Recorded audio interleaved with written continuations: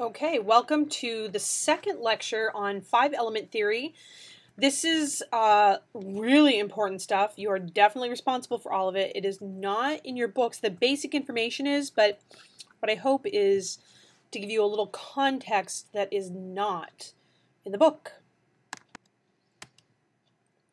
Okay, so think back to yin-yang theory, which if you summarize it in a nutshell, says that everything's changing. All the time, everything changes. Five-element theory adds a little twist to that, which is that it describes the nature of the relationships among different objects, people, characteristics, situations that create change, the relationships that create change. So that's how five-element theory is sort of summarized.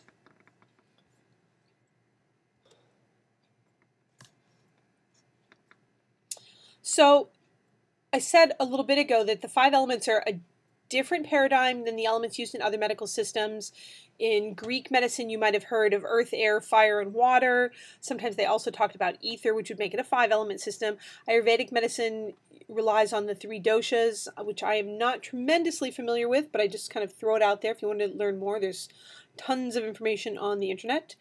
The five elements or five phases that are in fact used by traditional Chinese medicine are water, fire, wood, metal, and earth, used to explain the relationships between different states of being, the transitions between those states of being, and by extension, they can be used to explain medical conditions as well.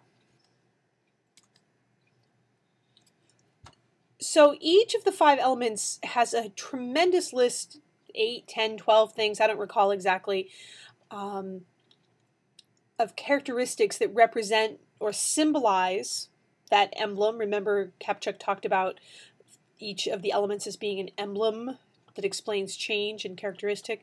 So there's an extensive list of characteristics. We're going to look at them in a much more narrow way.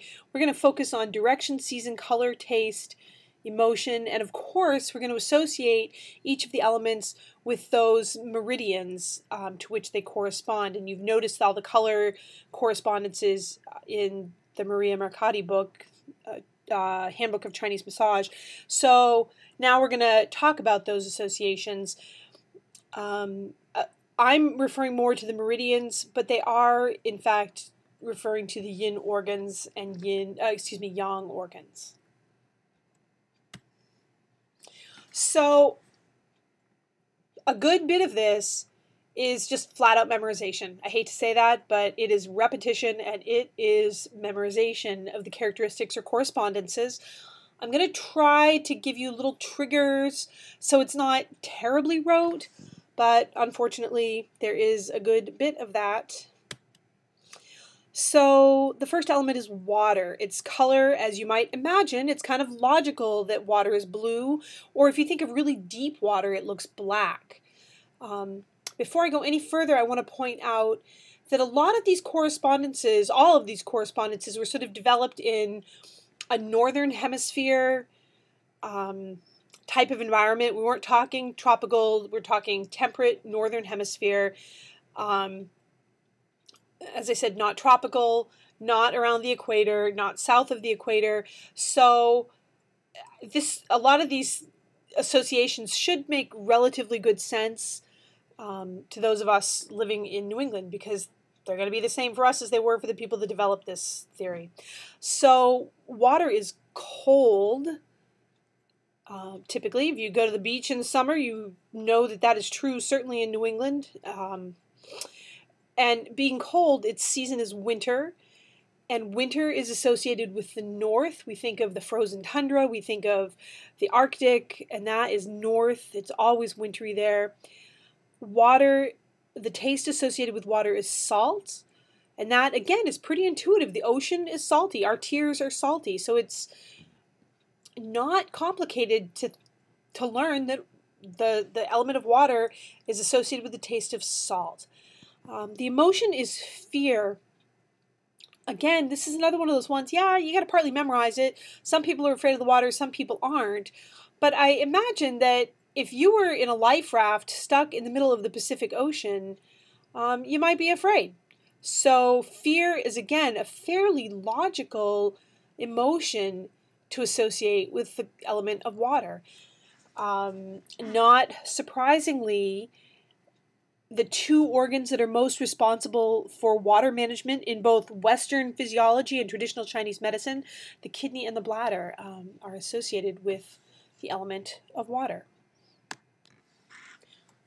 So the next one is wood. This slide didn't come out looking quite as green as I had hoped when I was making it up. It looks kind of like a drab yellow on my computer screen. But anyway, the color for wood is green. That's not hard to imagine. Think of leaves growing on trees. Bright green. Its season is spring. So here's a little hint at that idea of the cyclical nature of things. We move from the winter of water into the spring of wood. Same thing with direction. We moved from north to east. Again, we're suggesting the cyclical nature of things. The taste is sour. It's maybe a little bit more of a stretch than the water element, but I don't think it's that far. If you ever, just randomly, when you're a little kid, stuffed a leaf in your mouth or something like that, a lot of them are kind of nasty tasting, kind of sour. So that's not a huge stretch. The next one is another bit of a stretch, the emotion being anger. Excuse me. So when I learned this stuff, I just flat out memorized that wood is associated with the emotion anger. One of my students, this is years ago now, I can't even think of who, but I do know that it was a student, so credit to whomever you were, talked about, this is kind of funny, if you get angry with somebody, you might hit them over the head with a wooden baseball bat. So that's a little violent, but it works. So wood and anger go together. The organs are liver and gallbladder. Again, in the human body, these are two organs that work together, both Western physiology and traditional Chinese medicine, and they're associated with bile, which is green in color.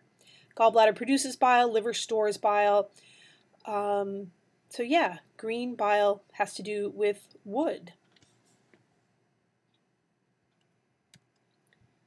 The next element is fire. Color is really obvious here, red.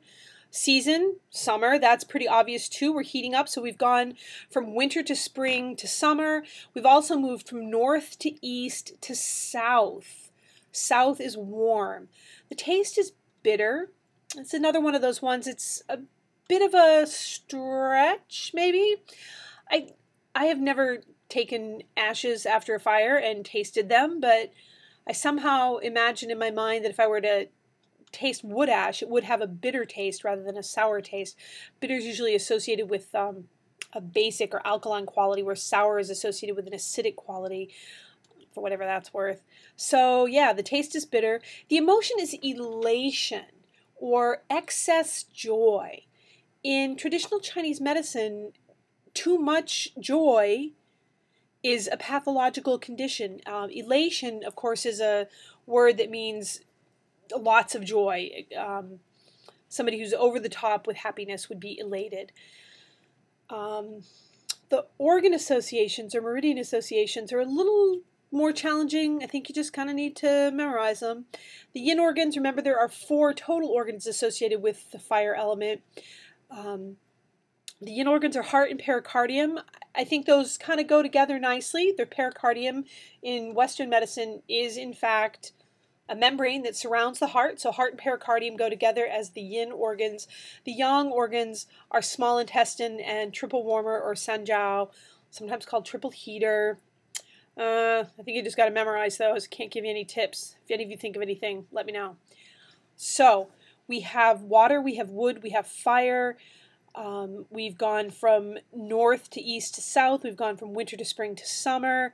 Next is earth. So this one is a little bit different. I've led you down the primrose path a little to think about seasons and compass points, and we're going to take a little detour now. So the color of earth is yellow, and its season is harvest or interseason or early fall. So for us, this would be something along the lines of like late August, September. It's still kind of summerish, but not exactly. The days are getting shorter, but it's not exactly cold fall yet either. So in Chinese medicine, it's called interseason, or sometimes called harvest season, early fall, early autumn. The direction is center. The earth is at the center of the compass points, is how I remember that. And the taste is sweet. The way I think of that is one of my favorite foods of all time, sweet corn, which comes in late summer. So yellow sweet corn during harvest season is how I remember that. The emotion is pensiveness. So might be one of those memorization ones. Pensiveness is not exactly worrying in that you're having anxiety about something, but overthinking, not letting something go from your mind, just fussing and fussing and fussing in your mind at something, overthinking it, giving it too much attention, giving it too much energy. So that's what pensiveness is. And the organs, again, a little memorization, spleen and stomach, yin and yang, respectively. Something I think I haven't said thus far. When talking about the organs as opposed to the meridians, sometimes yin is called zang, Z-A-N-G, and yang is called fu, F-U. All right, so we started with water in the north, we moved to wood in the east, we moved to fire in the south, we went to earth in the middle, and the last compass point, of course, is the west, and that is for metal. Predictably, its color is gray or silver or white. Season is fall. We've covered all the seasons except fall, so there's summer, then there's that interseason or harvest, then there's full-on fall or autumn. The direction is west. I always think of the setting sun, the days being short. Yeah, that's just kind of the way I remember that. Pungent. So taste is pungent. This is Kapchuk's word. Other books use different words. I have to say that I always think of the word pungent as being associated with an odor, and I'm not quite sure how to describe the word pungent. Sweet is obvious, sour is obvious, everybody knows what those things are. I'm not sure what pungent is. I guess you just have to memorize it. The emotion is grief. I always think of, for me, that idea sort of works when I think of the setting sun, the end of a life, the end of a day, the end of an era. Things coming to a close can bring sadness or grief. And then the last remaining organs, zang or yin is the lung, and yang or fu is the large intestine. All right, so there it is. Everything all summarized up in a cute little table. You would probably do really well to spend a lot of time with that table. I can tell you now that it will show up on a test.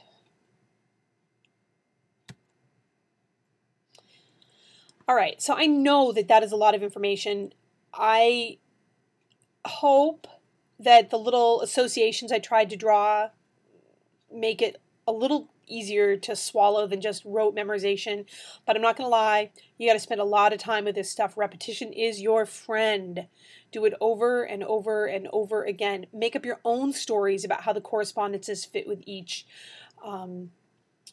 element, or why each organ fits with each element. Any story you can make up, any association that you can make for yourself will only help you in the end. And if you come up with something good, let me know, because I want to include it for the future.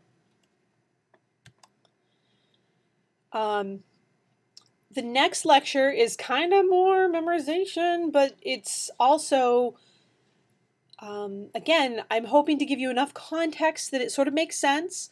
And I hope that the next lecture, I've talked about how 5-element theory is supposed to explain the relationships that create change. And thus far, I haven't really given you any of that. I've just told you a bunch of things to memorize. Hopefully the next lecture pulls it together so that you understand the significance of 5-phase theory, 5-element theory, and why it has to do with the nature of change. So keep calm and carry on.